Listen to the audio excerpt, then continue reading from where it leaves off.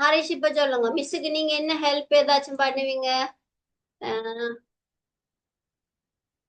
என்ன செய்வீங்க? Studying, bro. Study, என்ன என்ன செய்வீங்க? study help பண்ணணும். என்ன ஹெல்ப் பண்ணுவீங்க மிஸ்ஸுக்கு?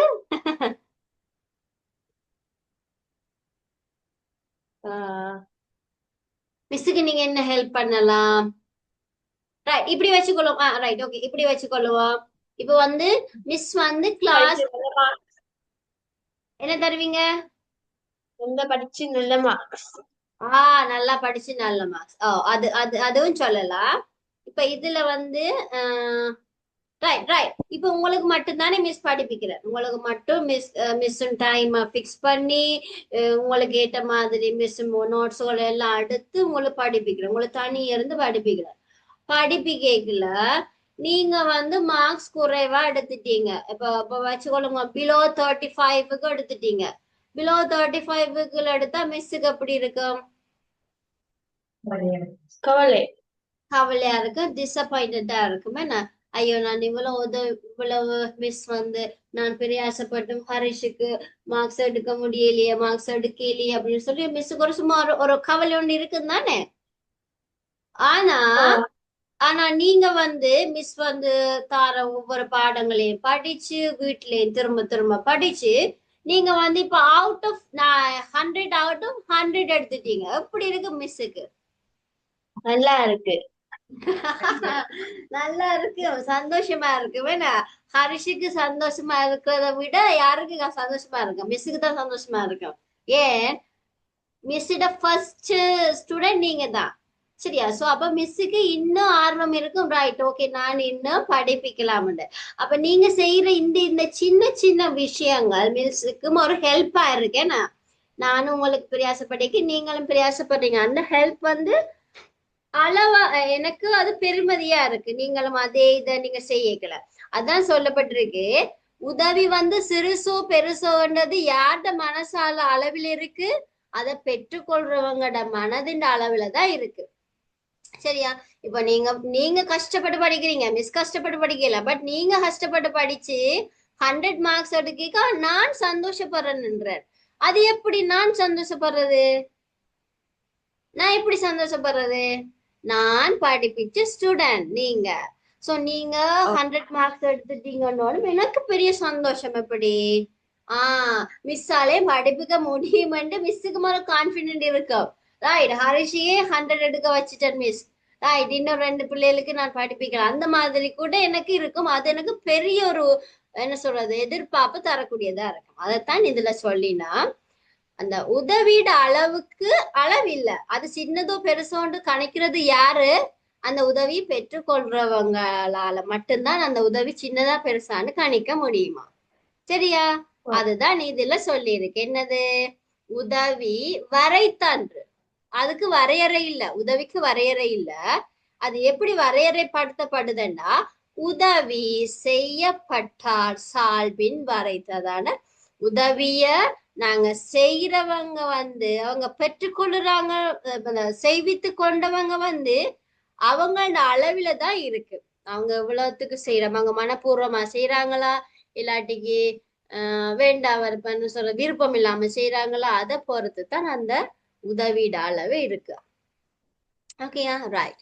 இந்த 5வது ஒரு கழுதி கொள்ளுங்க பாப்போம். 5வது பாடலையும் அதுக்குரிய கருத்து.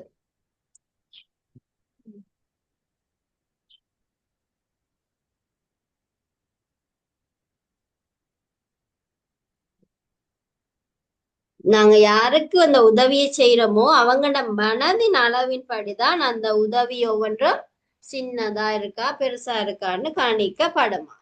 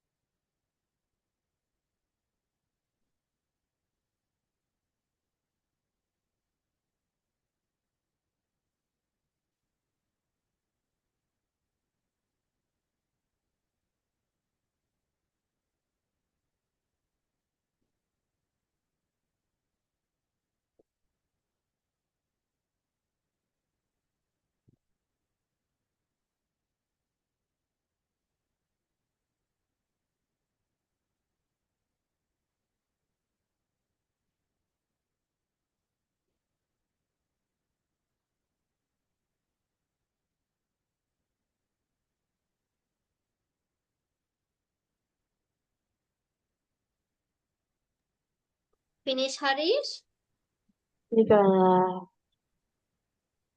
விளங்கிட்டதா அப்ப அந்த பாடலும் பொருளும் விளங்கிட்டதா ஹரிஷுக்கு வழங்கிட்டது விளங்கிட்டு ரைட் எழுதி முடிச்சா சொல்லுங்க முடிச்சிட்டேன். முடிச்சிட்டீங்க ரைட் இப்ப நாங்க இன்னைக்கு இதோட முடிச்சுக்கொள்ளுமா கூட படிச்சா இது கொஞ்சம் உங்களுக்கு முடிச்சிட்டேன் புக்குக்கு முடிச்சிட்டேன் புக். முடிச்சிட்டீங்களா எழுதி முடிச்சிட்டீங்க தானே 5வது எல்லாமே எஸ் அப்ப என்ன செய்யுங்கன்னா அடுத்த கிளாஸ் வரைக்குள்ள ஹரேஷ் இந்த 10